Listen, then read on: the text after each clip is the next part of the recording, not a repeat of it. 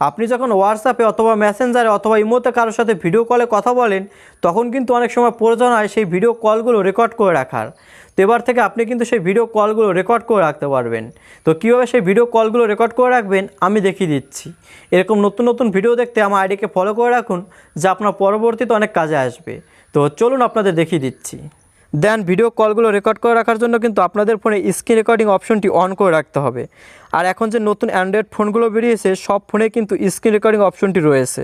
আর যাদের ফোনে screen recording অপশনটি নেই তারা আপনাদের ফোন থেকে প্লে স্টোরটি ওপেন করবেন। ওপেন করার পর জাস্ট এই অ্যাপসটি আপনাদের ফোনে ডাউনলোড করে নেবেন। তাহলে কিন্তু আপনাদের ফোনের ভিডিও কলগুলো রেকর্ড করে রাখতে পারবেন।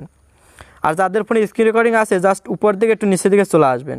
চলে আসলে এখানে খুঁজে দেখবেন স্ক্রিন রেকর্ডিং অপশনটি কোথায় রয়েছে। তো এখানে দেখতে পাচ্ছেন এই যে স্ক্রিন রেকর্ডিং, জাস্ট এই লেখাটির উপর ক্লিক করে ধরে রাখবেন। ধরে রাখার পর উপর দিকে যে এই লোগোটি দেখতে পাচ্ছেন এই লোগোটির উপর ক্লিক করবেন। তারপর একটু নিচের দিকে চলে আসবেন। চলে আসলে এখানে দেখতে পারবেন সাউন্ড সোর্স, আপনারা এই লেখাটির উপর ক্লিক করবেন। এখানে আপনাদের অনেকের ফোনে মিউট সিলেক্ট করা থাকবে, আপনারা এখান থেকে এই সিস্টেম সাউন্ডস এটিকে সিলেক্ট করে রাখবেন। তা না হলে আপনি যে ভিডিওতে কথাগুলো বলবেন সেই কথাগুলো কিন্তু রেকর্ড হবে না। তার জন্য এখান থেকে আপনারা সিস্টেম সাউন্ডস এটিকে সিলেক্ট করে রাখবেন। তারপর এখান থেকে ব্যাক করে ব্যাগে চলে আসবেন।